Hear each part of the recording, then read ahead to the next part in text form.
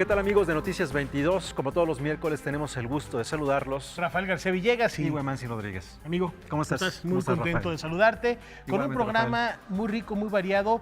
Volviendo la mirada a Colombia, ¿qué sucede de manera particular con los medios públicos tras la firma de paz? Eso es importantísimo, Rafael, amigos. Vamos a tener aquí en el estudio una presencia desde Colombia para conversar sobre este tema. ¿Qué es lo que ocurre más allá del acuerdo de paz, Rafael? ¿Qué es lo que ocurre con los medios de comunicación de servicio público, como es el caso de Canal 22, cuando hay circunstancias de violencia y de crimen organizado, de todas estas cosas que ocupan desafortunadamente las primeras planas de los periódicos?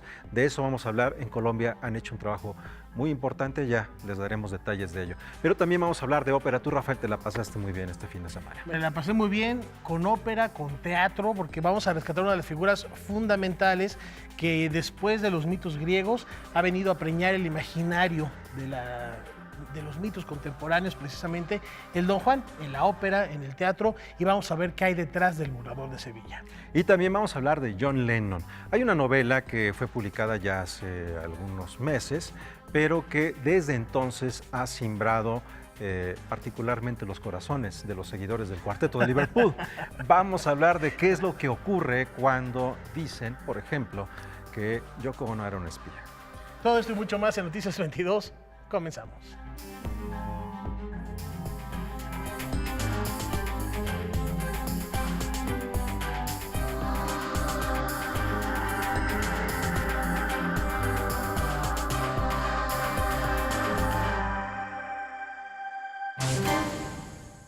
Pues, ¿qué te parece, Rafael, si comenzamos con danza? Que en estos días, en la temporada de danza que está en el Palacio de Bellas Artes, se han dado cita a diferentes compañías, y la verdad también es emocionante ir y darte cuenta que el público está lleno de amantes de la danza, ¿no? Esto es con Antares Danza Contemporánea. También ver la vigencia que tienen las nuevas manifestaciones del baile y continúan su celebración de manera particular este grupo, 30 años de historia, un festejo que inició en marzo y que ahora llega, como bien refieres, Weman, al máximo recinto cultural del país.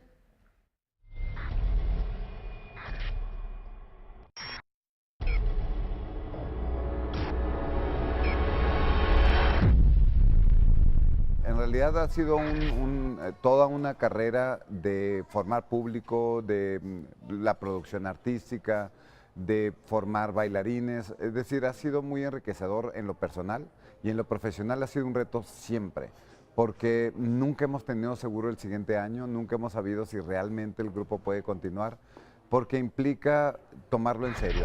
Antares, compañía de danza contemporánea cuya sede está en la ciudad de Hermosillo, regresa a la Ciudad de México para continuar celebrando 30 años de carrera. En este tiempo, esta agrupación tiene una escuela, realiza intercambios con la Universidad de Chicago y organiza el encuentro Letras y Cuerpo. Yo cuando pienso que tengo bailarines menores que el grupo, o sea, en edad, siempre digo, wow, nunca se me hubiera ocurrido pensar que cuando yo comencé el grupo, que comenzamos en aquel entonces, en el 87 el grupo, todavía no habían nacido los bailarines que ahorita están, pues. Entonces, a mí se me hace un espacio de realidad, en donde te vas dando cuenta quién eres, cómo creces, cómo te vas transformando. Y hacerlo en Hermosillo, que es un espacio pues muy ajeno de repente a las actividades culturales como mayoritarias, como puede suceder aquí en la Ciudad de México, pues es bastante, para mí, como un gran premio, un gran orgullo ver los resultados después de 30 años. Para celebrar este aniversario, la compañía ofrecerá una función especial el jueves 27 de julio en el Palacio de Bellas Artes. El programa comprende la pieza titulada Los Descalzos. Es una obra que es una reflexión. Me parece que quedó nostálgica. Yo creo que la gente lo puede disfrutar mucho porque tiene esta parte del ánimo de lo mexicano, es una miradita a lo mexicano, que es chusco, el humor negro, la sátira, digamos, la fragilidad de lo humano, cómo caemos y nos volvemos a levantar, justamente lo que te decía, la presencia de la muerte, que creo que no deberíamos de nosotros evadir, y el arte nos los enseña mucho. Es una reflexión. Yo digo que es una reflexión entre apegarte a lo que sabes que se va, que es la vida, lo transitorio, lo inmediato, lo rápido, pero tratar de quedarte con esas partes amorosas y al mismo tiempo entenderlas valiosas para poder pelear por ellas, ¿no? Para que si sientes que hay un desapego, sacar la garra y sacar el coraje de decir, no, momento, yo he decidido amar, y entonces te apegas a lo que amas y no dejas que se te destruya el derredor. Noticias 22, Alberto Aranda. Bueno, esto es lo que está ocurriendo en el Palacio de Bellas Artes. Todavía en esta semana hay momentos importantes para que usted no se pierda esta importante temporada de danza que ha convocado a muchos grupos de todo el país con coreografías nuevas y muchas hechas ex profeso para este encuentro en el Palacio de Bellas Artes. Y que sin duda alguna dibujarán una sonrisa en su rostro. Y a propósito de esto, la fiesta de la risa y el buen humor regresa a Milpalta. Para el Faro de Milpa Alta, la risa es cosa seria. Desde hace 8 años, este recinto cultural trabaja en el antídoto contra la epidemia de mal humor que ataca a su comunidad. Por eso, ya prepara la 8ª edición del Festival Pantomima, Circo y Clown, que integra más de 40 actividades multidisciplinarias y recorrerá los 12 pueblos originarios de la delegación. Tenemos 20 compañías en escena.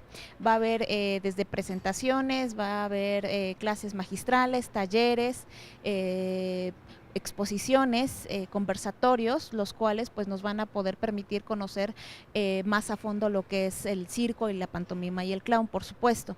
Esta edición pues viene igual fortalecida para los pueblos de Milpalta y que bueno, se suman otras sedes como el Centro Cultural de España y la DGTPA, que es la Dirección General de Tratamiento para Adolescentes. Payaso Bobo, Pelos de Escobeta, Escuadrón Jitomate Bola, La Casa de Artes y Circo Contemporáneo y Comparsa La Bulla son algunas de las compañías que integran el programa. Este año el Instituto Mexicano de Cinematografía se suma a la Fiesta de la Risa con una selección de largometrajes como La Cuerda Floja de Nuria Ibáñez y El Mago de Jaime Aparicio. También se llevará a cabo la segunda entrega de los premios a las artes circenses. Tenemos compañías como los Strawberry Clowns, que ellos son los que clausuran esta 8ª edición. Tenemos al Circo Atay de Hermanos en su formato de plaza pública con quienes inauguramos. Estos reconocimientos se hacen en 3 categorías. El primero es por revelación, el segundo se hace por trayectoria, que este año se va a reconocer la trayectoria de Teatro Frederick por sus 39 años de labor en las artes circenses y pantomima. Y bueno, también tenemos el premio del mejor espectáculo, que lo da el público, que va a votar a través de redes sociales del Faro de Milpalta.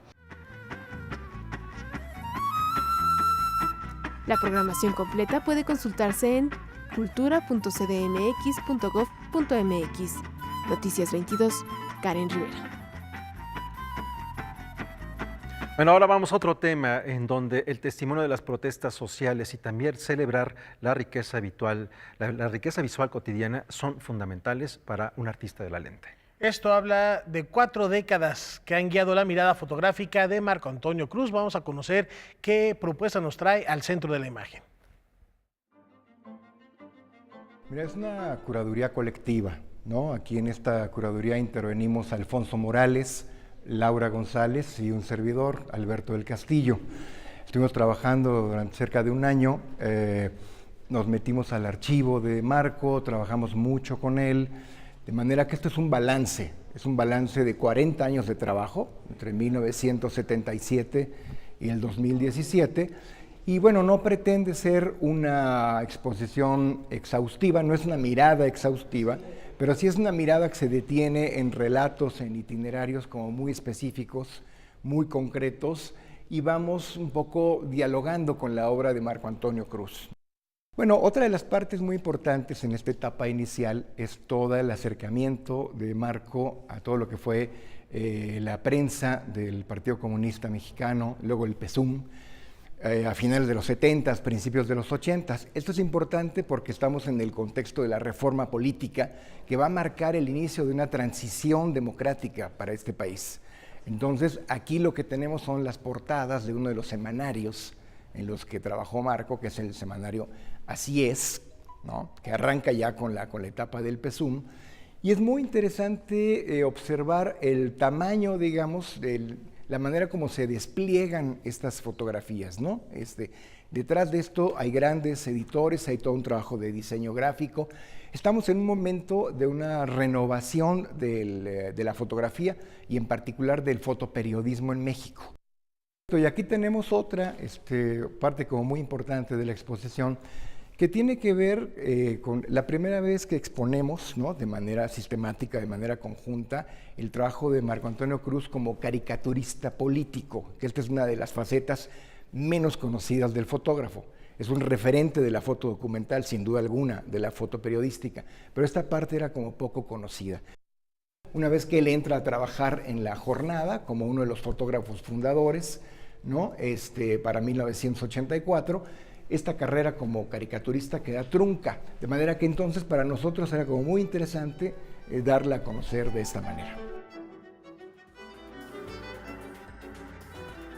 Es momento de hacer una pausa, quédese con nosotros. Al regresar tenemos lo que habíamos comentado en torno a medios de comunicación y Colombia.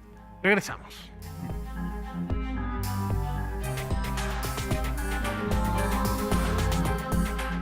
Continuamos aquí en Noticias 22 y vamos a hablar de una revista que incluye a Francisco Toledo.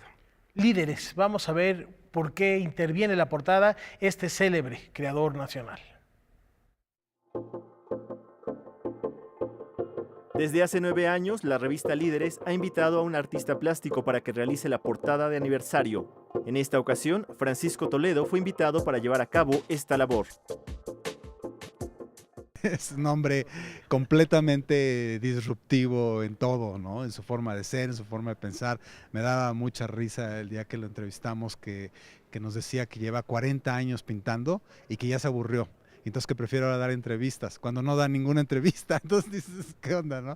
Entonces es un hombre especial, la verdad es que sí fue un gran logro que aceptara hacer la portada de la revista. Yo creo que es la obra más rara que hemos tenido en la portada de los 300. Tiene una connotación muy Toledo y un poco una crítica en el fondo a los liderazgos y al poder, y eso creo que es valioso también viniendo de un hombre como él, ¿no? Y se vale, ¿no? Sí, claro, sí. Y él es parte de la lista de los 300. En esta ocasión, la revista, la cual lleva 25 años en el mercado, incluyó a 22 creadores, entre los que se encuentran Gabriel Orozco, Cruz Villegas, Enrique Krause, Elena Poniatowska e Isaac Hernández, así también funcionarios como María Cristina García Cepeda, secretaria de Cultura. Noticias 22, Alberto Aranda. En noviembre del año pasado éramos testigos de la historia cuando se firmaba la paz en Colombia con las Fuerzas Armadas Revolucionarias, y aquí jugaron un papel y lo siguen jugando desde entonces muy importante los medios de comunicación, sobre todo los públicos. De esto nos platica nuestra invitada esta noche. Voy contigo, Weman. Así es, Rafael, muchas gracias, amigos de Noticias 22. Tenemos aquí el gusto de compartir el espacio de Noticias 22 con la doctora Dora Alicia Brausín Pulido. Muchas gracias por estar con nosotros. Muchas gracias por la invitación. Bueno, usted es subgerente en radio pública en Colombia. Sí, nosotros tenemos Radio Televisión Nacional de Colombia, Sistema de Medios Públicos. A mí me corresponde el tema radio. Bien, muchas gracias, Dora Alicia. Hay algo que es muy importante y que mencionábamos hace un momento cuando comenzamos Noticias 22. Cuando la historia de Colombia y la historia de México tienen muchos puntos en donde se tocan, pero en la historia reciente ha sido el crimen organizado, el narcotráfico, no el caso en México de la guerrilla como en el caso de Colombia, pero que ha dividido emocionalmente, económicamente y físicamente a las familias de Colombia. ¿De qué manera los medios de comunicación pueden ayudar no solamente a buscar una paz, sino también una parte importantísima, una reconciliación entre un país que ha estado fragmentado por décadas? La radio pública en Colombia le está apostando a la reconciliación, entendiendo que el conflicto se ha producido es desde la palabra. El uso del arma es una consecuencia de un conflicto que se produce desde la palabra. Entonces, estamos apostando a la reconciliación desde la palabra como espacio donde todos podemos participar, pero también como espacio donde podemos escuchar.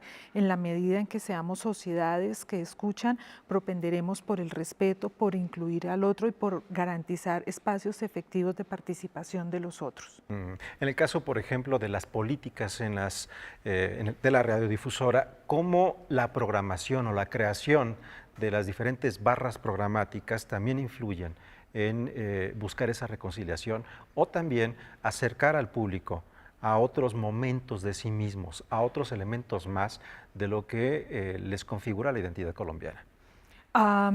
Digamos que la radio durante muchos años, y eso tiene que ver, digamos, las radios son reflejos de las sociedades que tenemos.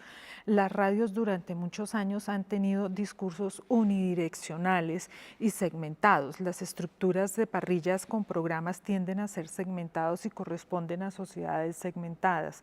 La propuesta que nosotros estamos trabajando es franjas donde nos podamos integrar todos desde la comunicación. Esa es una de las líneas que nosotros estamos proponiendo. Pero, por ejemplo, en el caso de TV Colombia, no tienen espacios informativos. ¿Es lo mismo en la radio? En la radio sí hay espacios informativos. Nosotros tenemos 3 franjas fundamentales. La franja de las informaciones centrada en los hechos y alrededor de esos hechos las visiones que todos podemos tener como tal. Tenemos la franja cultural que tiene el componente obviamente de toda la actividad artística que existe, pero también de visualizar y compartir todos los saberes que como sociedad nosotros tenemos y compartimos. Y la franja musical. Los colombianos usualmente nos narramos desde las músicas, desde las canciones, por eso para nosotros la franja musical es un espacio de diálogo importante. El caso de la música es fundamental porque hacia los territorios en donde tuvo una presencia determinante el narcotráfico, también son lugares muy ricos musicalmente. Quiero pensar en esa costa del Pacífico de Colombia, en donde nos vienen todos estos ritmos de la fusión de los pueblos de negritud, muy distinta a aquellos pueblos del Caribe. ¿Cómo armonizar estas Colombias que pues parecerían que están separadas? Pero nos une la música, nos salva la música, nos dialogamos desde la música nos permite humanizarnos y en la medida en que nos humanizamos, pues nos vemos, nos escuchamos. Es más fácil escuchar una canción que escuchar la intervención de otra persona. Confiamos en el discurso de la canción, construimos polémica a través de la canción. Por eso para nosotros la música es muy importante, con otro componente, y es que decimos en Colombia todo lo bailamos, entonces la música para nosotros es escucha, pero también es la expresión del cuerpo. Es definitivamente tal vez el mejor espacio que tenemos para, reitero, humanizarnos. Ahora hablemos de el pasado reciente, inmediato que ha vivido Colombia. Estamos en un proceso de paz. Hace unos días, en mayo, hubo una entrega simbólica de armas de parte de algunos de los integrantes de las guerrillas, pero ha sido un proceso de paz que ha sido cuestionado también por los propios ciudadanos. No todos están a favor, no todos están conformes con el proceso que ya está corriendo. ¿Cómo armonizar este momento último? Ya no todo este proceso en donde los medios de comunicación y la cultura ha sido fundamental, sino ahora en que las voces están divididas frente a un proceso que ya está marchando y que también se estaba esperando.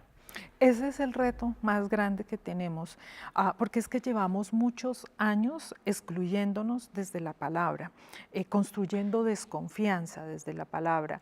El reto que hoy día tiene la comunicación pública es construir confianza, garantizar espacios donde todos podamos participar, donde podamos ser vistos, donde podamos ser oídos, donde podamos dialogar con los otros. Ese es el reto que nosotros tenemos. La polarización que existe hoy en Colombia es producto de la ausencia de esos espacios y el trabajo que tenemos, que está consignado tanto en los acuerdos como en la misma estructura de nuestros medios, es generar y garantizar esos espacios. Esto resulta también interesante si pensamos que hay grandes sectores de la población, tanto en Colombia como en México, que no tienen posibilidad de estar en una primera plana o en un medio de comunicación, sino es a través de la nota roja o a través de la banalización de las redes sociales. Cómo también otorgar dignidad a muchos sectores de la población que han vivido no solamente su vida, sino sus generaciones y generaciones atrás, en medio de tanta humillación. ¿Cómo generarla? Yo creo que el tema está asociado al humanizar, al reivindicar el valor de la vida. A los medios de comunicación, por ejemplo, le hemos quitado, digamos, si hay un muerto no es noticia, porque para que sea noticia tiene que haber más de 10 muertos. Eso es triste que estemos haciendo los medios de comunicación. En un contexto de paz, toda vida es sagrada y por lo tanto es noticia que llegue a pasar o que se llegue a perder una sola vida.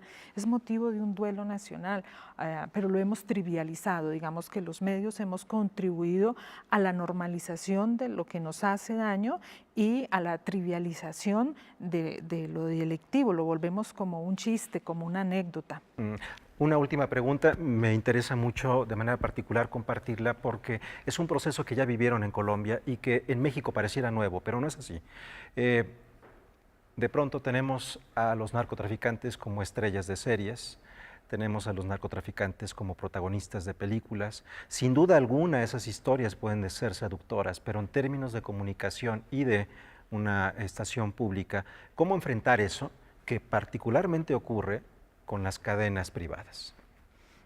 Es una situación bastante compleja la que nos plantea el tema, porque de un lado se habla de que es apología de un delito, apología de unas conductas.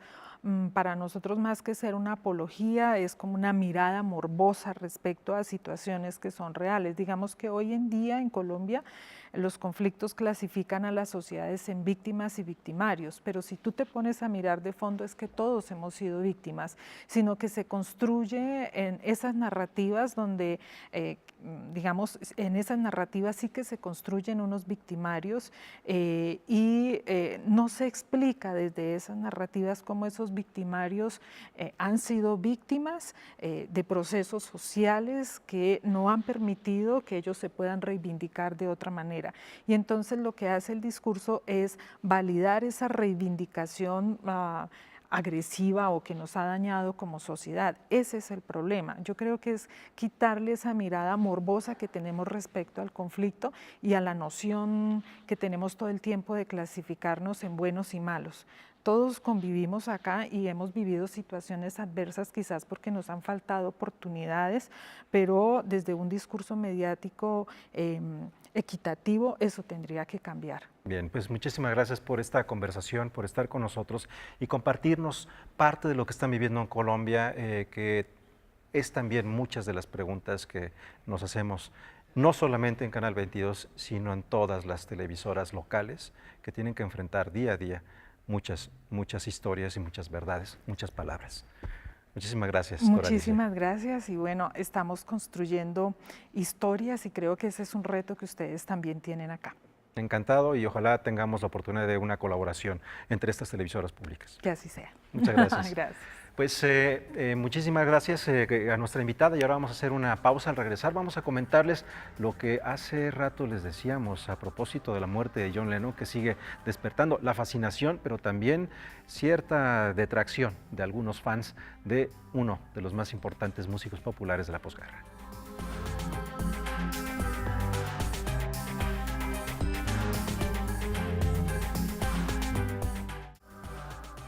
Continuamos aquí en Noticias 22 y ahora sí, Rafael, vamos con John Lennon. Ya lo anticipabas, el misterio, la polémica y todo por culpa de un vendedor de ataúdes. El 8 de diciembre de 1980, el exmiembro de The Beatles, John Lennon, es asesinado frente al edificio Dakota en Nueva York. Que además es un edificio gótico, ¿no? Que además vivían muchas personalidades, o sea, no era raro ver a gente afuera del edificio Dakota, ¿no? Vivían actores, en fin, ¿no? Y pues ahí estaba John Lennon también, uno de los, en esos departamentos. Y como siempre había gente, John tenía la costumbre, acaba de salir el disco, autografiarlos, ¿no? Entre esa multitud ya estaba Chapman ahí. Que en la mañana le había pedido un autógrafo el asesino. Lo saluda, la autografía, el disco, efectivamente, y se va de regreso hacia su casa. Eran alrededor de las 10:50 de la noche. La limusín se estaciona enfrente del edificio Dakota, lo que significa que sale Yoko primero cruza la calle y entra por los portones del edificio, pasa por la caseta de seguridad y atrás de ella va John. Y es cuando lo aborda Chapman. Le pregunta, señor Lennon. Chapman lo dice. Sale John de la limusín, se me queda viendo y yo todavía no me atrevo a dispararle. Todavía no, John le dice, órale, 3 metros, va adelante de Yoko. Entonces se le queda viendo y dice que, como diciendo, ¿no lo vas a hacer? Cuando él ubica, Chapman ya está en posición de tiro y le dispara 5 tiros. El asesino se puso a leer un libro, se recargó en la pared a las 11 de la noche, teniendo Central Park para huir, como lo hacen todos los asesinos. Chapman había tirado el revólver y traía el libro El guardián entre el centeno. Y de pronto estaba leyendo un libro. El portero del Dakota le señala que el tipo que está leyendo un libro es el asesino. Muchas tesis han surgido sobre quién y por qué mandaron a asesinar a John Lennon. Una de las más conocidas es que el gobierno de los Estados Unidos estuvo detrás del homicidio. No tengo exactamente el año en el que sale un documental que se llama Los Estados Unidos contra John Lennon. Y son muchas las voces que les toca ver esta parte de este movimiento pacifista que se da en los Estados Unidos y que mencionan ese hecho de que sí estaba siendo acosado. Hay documentos que han empezado a ser desclasificados y el mismo testimonio de Yoko Ono, ¿no? Se sentían ellos dos, o sea, el matrimonio tenía miedo de lo que podía hacer el gobierno de los Estados Unidos para con eso. Recientemente salió la novela El vendedor de ataúdes. En este libro, el autor Pablo García Mejía presenta una tesis sobre las razones del asesinato que han generado controversia entre los fanáticos de John Lennon en nuestro país. Es un fanático el que lo mata. Según la novela, es un fanático que le hace un favor, ¿no? Hazme un favor, porque yo no quiero morir como Jim Morrison, o como Jimi Hendrix, Janis Joplin, llenos de droga y eso. Entonces, él se siente tocado por Dios. Él siente que con su música, con su poesía, con sus letras, va a transformar el mundo. Pero no quiere morir de una manera, esa es la novela. El vendedor de ataúdes, bueno, pues es una teoría, es una novela, ¿no? Como bien lo comenta el autor. Hay elementos de ficción, hay personajes de ficción, hay lugares en los que estos personajes se mueven que pues no hay ninguna relación, considero yo, real en cuanto al homicidio de Lennon, ¿no? De ficción tiene muy poco. Yo utilizo 3 personajes para contar la historia y lo demás es real, absolutamente. Contado por ellos mismos. Ni siquiera yo podría decir, bueno, esto lo dijo, no. Hay evidencias en la revista Rolling Stone, todos ellos lo dijeron al público. En las primeras páginas del Vendedor de Ataúdes hay una aclaración del autor donde declara que los personajes principales son ficticios y que la confabulación para el crimen que se describe por las personas mencionadas en la novela son producto exclusivo de su imaginación. Yo tengo que poner esa página, si no yo sería demandado, puedo ser demandado por Yoko Ono, por todos los que estuvieron en la confabulación, por Sam Green, por John Green, por los abogados, por el abogado de Yoko, también aparece su nombre, por el contador de Yoko, por los hijos de, todavía existe Sean y Julian, existen muchos personajes que yo menciono ahí que están vivos. Yo tengo que poner esta página para cubrirme, pero en realidad en el futuro, yo estoy seguro que en el futuro, y no muy lejos de ese futuro, se va a saber la verdad. Y esa historia es la verdad, es la historia realmente lo que yo estoy contando. Yo sé que hay muchos fanáticos de los Beatles que dicen, no, es que esto, o sea, incluso con la música, o sea, si es un cover de los Beatles no funciona, o sea, no sirve, no es su música. Pero pues hay que tomarlo como es. Y yo quisiera que se leyera como novela, nada más. Algún día creo que sí se podría confirmar esto que yo estoy diciendo. Pero mientras, es un entretenimiento, es una novela bonita, de nostalgia, de soledad. Con información y texto de Alejandra Pineda y Óscar Helguera, Noticias 22.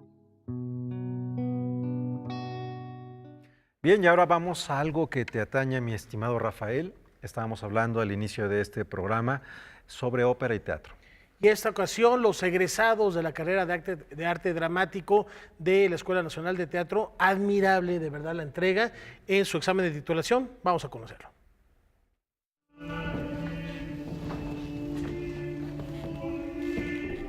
Me parece que una de las cosas más importantes de presentar a Don Juan en México es que la gente lo conozca. Es increíble, pero uno diría Don Juan, todo el mundo sabe quién es Don Juan, pero no es cierto, como que lo sabemos de oídas, pero conocer este Don Juan original, que es el primero que surge a nivel de literatura, creo que es el mejor de todos los Don Juanes porque es el que más contrastes tiene, el que más juega con la posibilidad de que Don Juan sea al mismo tiempo héroe o villano. Y me parece que regalarle eso al público mexicano hoy es algo bien importante porque es conocer algo que de alguna manera a nivel de patrimonio de la humanidad le pertenece.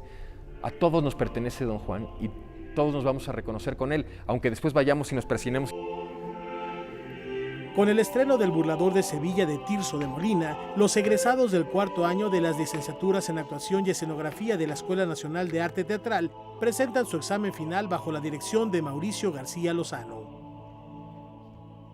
Textos de este calibre son muy buenos para graduar a los que están aspirando a ser actores y también evidentemente esto no solamente gradúa a los actores sino también gradúa al equipo de producción, es decir, también en este caso la escenógrafa, la iluminadora, la vestuarista y el productor ejecutivo también es su examen de titulación, también están de alguna forma entregando su tesis profesional con este estreno.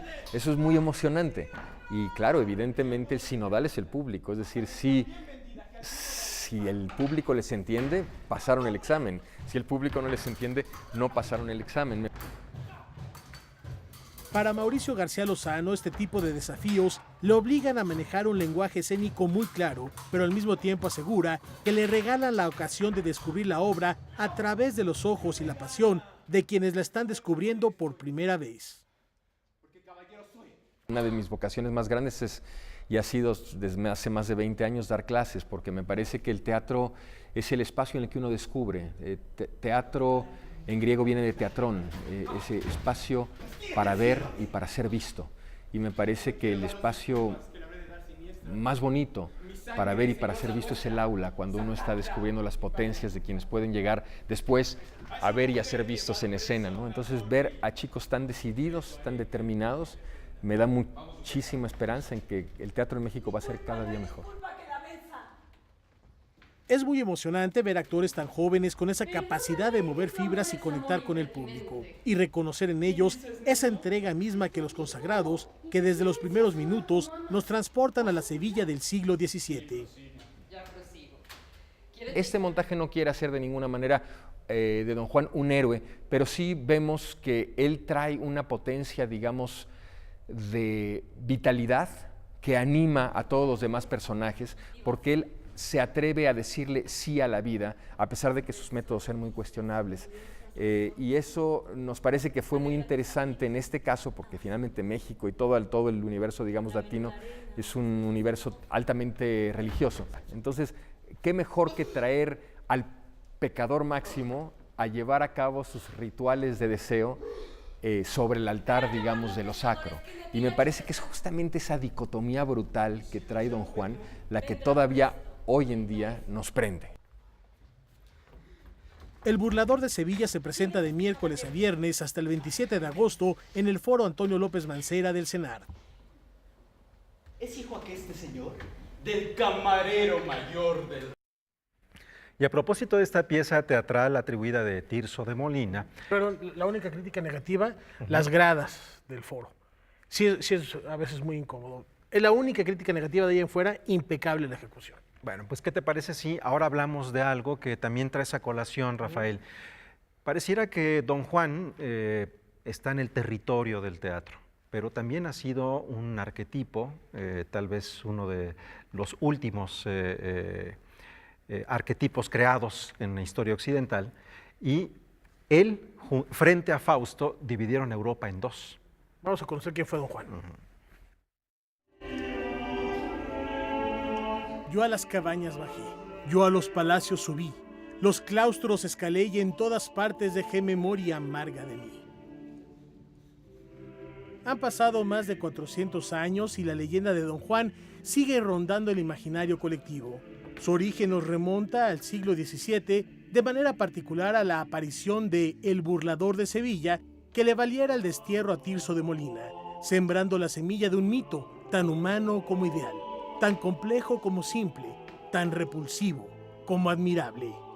Yo creo que Don Juan efectivamente es uno de los dos mitos contemporáneos, o no contemporáneos, pero digamos de la época moderna, es decir, después de los mitos griegos, que son muchos, realmente no conocemos otra mitología a nivel humana que no sean Don Juan y Fausto, ¿no es cierto?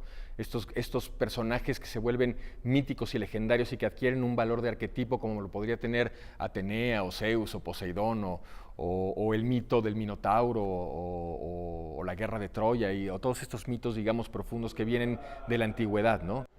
Duque Octavio, por aquí podrás salir más seguro. Duquesa, de nuevo seguro de cumplir el dulce sí.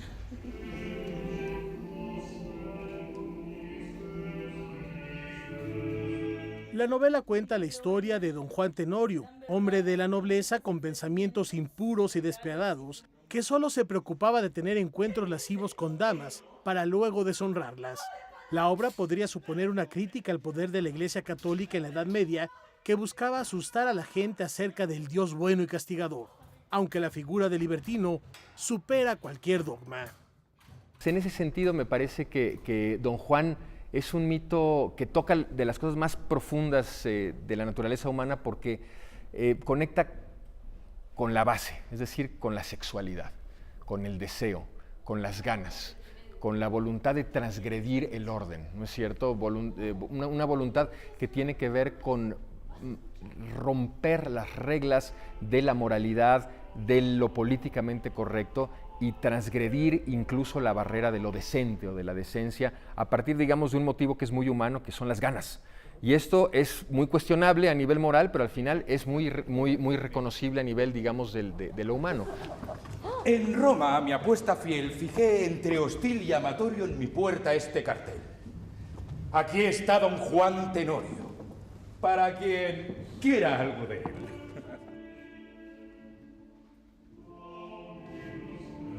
144 años después, José Zorrilla le daría nuevos bríos al burlador, edulcorando su esencia cuando Don Juan, en un acto de contrición muy del gusto de la moral católica de la época, se arrepiente justo antes de morir, confirmando que el Tenorio tenía todo para ser un clásico que desafiaría el tiempo, cuán largo se lo fiaran.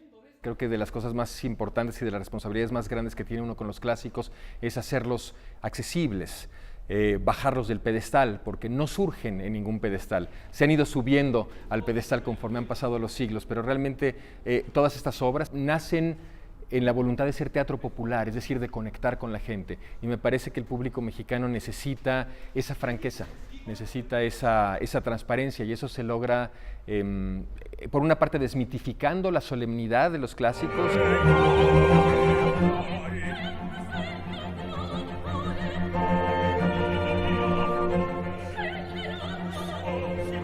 Desde entonces, las adaptaciones se cuentan por centenas, pasando por la ópera de Mozart con libreto de Da Ponte, la filmografía de Ingmar Bergman o inclusive la de Cuarón y su Solo con tu pareja, creando momentos tan memorables como los que nos regalaron las sensuales Brigitte Bardot y Jane Birkin.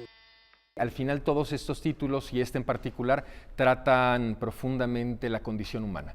Es decir, que meten el dedo en la llaga de los problemas humanos más esenciales, lo cual hace que sea imposible no identificarse con sus personajes, que sea imposible no reconocerse a uno mismo, o a tu abuelita, a tu mamá, a tu tío, o al vecino que más odias, ¿no? Entonces, me parece que en ese sentido, la capacidad, digamos, de estallar lo humano que tienen estos textos, hacen que sigan siendo profundamente actuales.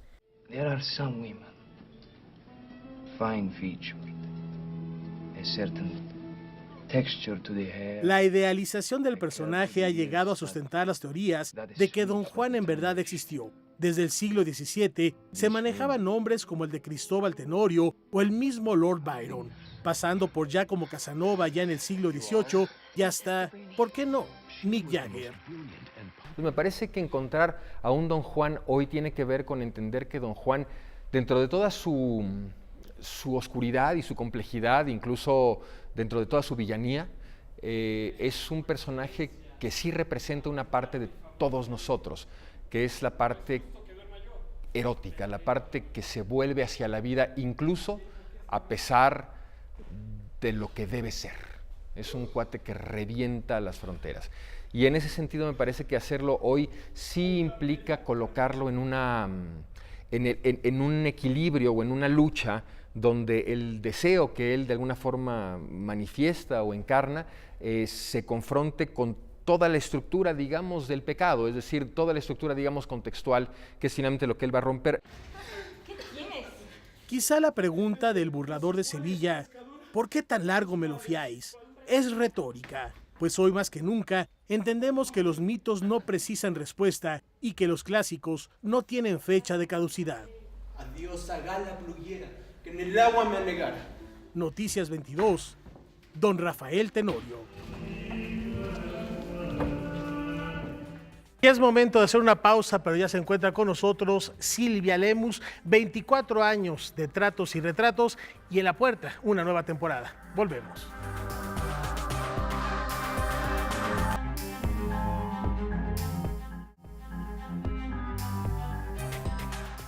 Continuamos aquí en Noticias 22 y tenemos el gusto de que nos acompañe aquí en vivo en Noticias 22, una de las periodistas que ha comenzado las transmisiones de Canal 22. Uno de los programas fundamentales para entender la historia de Canal 22 ha sido Tratos y Retratos, que Silvia Lemus nos ha entregado a lo largo de 24 años.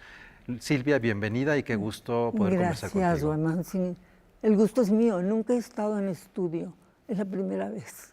Así que me estreno contigo. No, pues qué gran honor, Silvia. Y además en un día en el que vas a estrenar tu temporada número 24.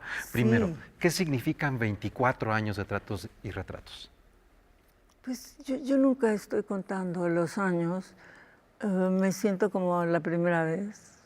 La verdad, no sé qué decirte a ese aspecto, pero estoy muy contenta de poder compartir con todos mis compañeros de Canal 22, contigo, con nuestros compañeros del equipo que son tan pacientes conmigo, tan gentiles, me consienten mucho, cada uno. El gurú es mi preferido iluminador. Siento que me ilumina muy bien. Y hoy estuvo aquí. Claro que la iluminación ahora es del estudio, no la conozco, pero estoy muy contenta de estar contigo hoy. Y a mí, ¿sabes qué es lo que me gusta mucho, Silvia? Que cuando hablamos de los programas de Tratos y Retratos, la primera transmisión que tuvimos de tu programa fue con Gabriel García Márquez, quien no acostumbraba a dar entrevistas. Una entrevista que ha sido fundamental en la televisión, y siempre que tenemos a Gabriel García Márquez en video, no podemos dejar de lado a ese personaje en Tratos y Retratos. Pero de estos 24 años, ¿cuáles han sido aquellos que durante la conversación te han marcado? Mira, todos han sido formidables. Escojo bien a mis entrevistados y como he vivido mucho tiempo en otros países, pues he tenido la oportunidad de entrevistar no solo a los mexicanos, que me encantan, porque con ellos hablo el español muy fácil y meterme a otros idiomas a veces es menos natural para mí. Pero puedo decirte que desde luego que haber entrevistado a Gabriel, a Gabo, le hablé sabiendo que no daba entrevistas y se lo dije, sé que no das entrevistas, Gabo, pero yo solo quiero hablar de un tema, de tu novela El amor en los tiempos del cólera, y le encantó la idea. Y me dijo sí. Le dije, y la haremos en Cartagena cuando tú estés. Y así fue. Me fui a Cartagena y la entrevista fue al exterior, con los ruidos, el viento, toda la atmósfera que había en esa plaza a donde él me llevó, que era la plaza más importante de su novela, donde se desarrolló el enamoramiento del principal personaje. Y, ¿qué te puedo decir? Haberlo entrevistado para la primera incursión en este nuevo canal, yo estuve feliz. Trabajé con José María Pérez Gay, mi amigo Chema, que fue muy gentil conmigo y que inició este canal. No había antena y él, no sé, me mintió tal vez, pero me dijo que cargó la antena para subir a ese famoso al Cerro del monte, Chiquihuite. al Cerro del Chiquihuite. Son 24 años, Silvia, que tienes aquí en Canal 22, pero no es toda tu trayectoria periodística. Recuerdo una entrevista tuya en los años 70 con Richard Nixon. En Tratos y Retratos te hemos visto con Anthony Quinn, con Steven Spielberg, con Miguel Bosé, Salman Rushdie. Arthur Miller. Günter Grass. Juan Goytisolo, que nos tocó juntos en Guadalajara. Sí. Todos estos personajes, con toda esa trayectoria, Silvia, ¿cuáles son los retos de una nueva temporada de Tratos y Retratos? Mira, los retos me encantan porque soy una persona que con los riesgos no me crezco, pero casi. Entonces, la verdad, me encanta tener retos, pero no sé, ya no los siento como retos, los siento como un poco de juego. Me divierto con mis entrevistadores, aunque sean muy serios. Pero mira, qué bueno que el canal me sigue queriendo y que sigo en él. Los retos me gustan. Para acabar. Pero déjame, tú me preguntabas que quiénes habían sido antes, me preguntaste los personajes que entrevisto, cuáles habían sido los más que me impresionaron más. Bueno, puedo decirte que todos me impresionan para empezar, pero tuve mis nervios con Mrs. Thatcher, que la entrevisté en el 92, cuando todavía era primer ministro, y era una persona fría, muy inglesa, muy british, muy stiff, pero dominé el asunto. Ella estaba un poco molesta cuando yo llegué porque se soltó un botón antes de que empezáramos la entrevista. Comenzó a entrevistarla el director de Excelsior de aquel momento. De los 90, Regino Díaz Redondo. Díaz Redondo, en efecto, él era. Y él comenzó y me dijeron que iba a entrevistarla media hora. Y en esa media hora un botón se soltó y una de las damas de compañía que nos acompañaban allí me llevó a un sitio a que lo pusiéramos y estaba yo muy tranquila porque iba a ser media hora. Pero a los 10 minutos o 15 llegó la señora, vámonos, porque ya terminó. Y dije, ¿cómo? Era media hora. No fue media hora.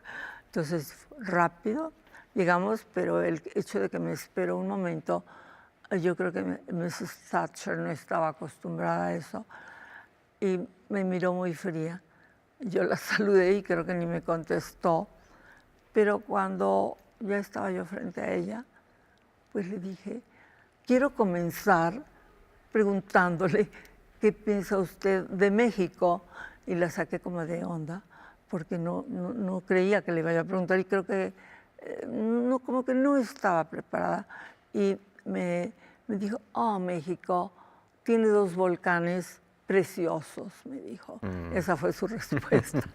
Pero bueno, luego ya tuvimos una entrevista importante y se debió a que el presidente Carlos Salinas de Gortari estaba en una visita no oficial, era exclusivamente para entrevistarse con ella y no con la reina Isabel. Pero, bueno, ¿qué te puedo decir? Haber entrevistado a Tennessee Williams. Nada más y nada menos. Nada más y nada menos. Con él sí estuve un poco nerviosa, pero de pronto uno de los focos, de los spots, explotó antes de que empezara la entrevista y eso rompió el hielo y él hizo bromas y pues seguimos la entrevista. Con otra persona que también hubo problemas fue con Lillian Hellman, la gran escritora norteamericana y dramaturga, y también la luz, ahí no fue que explotó, la luz se fue antes de empezar y se puso nerviosísima porque dijo, es que tengo una cita con mi oculista y esto me va a atrasar. Pero terminó muy bien y fue una entrevista formidable con Lillian Hellman. Ya estamos a punto de terminar, no Silvia. No me digas tan pronto. Sí, rápido. Nos quedan 2 minutos, pero no quiero que despedirnos sin hacerte la siguiente pregunta. Por favor. La UNESCO en el 2012 determinó que tu trabajo periodístico formaba parte de un patrimonio cultural. También editaste un libro en el Fondo de Cultura Económica con una selección de las entrevistas de tratos y retratos. Primero, ¿cómo te hace sentir a la distinción de la UNESCO? Y me imagino, ya viene otro libro. Bueno, la distinción de la UNESCO era para mí, pero era para todos mis compañeros y también para el canal. Y pues qué gran orgullo que hayan reconocido pues este trabajo que puede servir mucho para estudiantes de universidades. ¿Qué te puedo decir? Es un gran honor que lo hayan hecho y guardo mi certificado muy honrada. Ahora, a tu siguiente pregunta, si voy a tener un nuevo libro, desde luego que lo voy a tener, pero tú sabes, he tenido más de 1000 entrevistas, porque bueno, son 24 años y cada semana ahí estamos. O sea que me duele escoger y luego a otros dejarlos de fuera. Pues esperemos que pronto, Silvia, para poder ver, porque ese libro está maravilloso, hay muchos grandes personajes en ese libro. Hoy comienza, ya estamos a 50 segundos de acabar, sí. Hoy comienza Tratos y Retratos, la nueva temporada. Con Charlene Hunt, una periodista formidable, es negra y tuvo un gran problema cuando quiso estudiar periodismo, porque en su ciudad, la Universidad de Georgia, no aceptaba estudiantes afroamericanos y luchó y lo alcanzó. Y es una gran entrevista la que hice con ella. Esto lo tenemos hoy en Canal 22, no se lo pierdan. La nueva temporada de Tratos y Retratos. Silvia Lemus, siempre es un gusto conversar contigo y te vamos a seguir viendo por acá. Encantado. Encantada y encantada con el público. Muchas gracias a todos. Rafael García Villegas, muchas gracias y nos vemos pronto aquí en Noticias 22.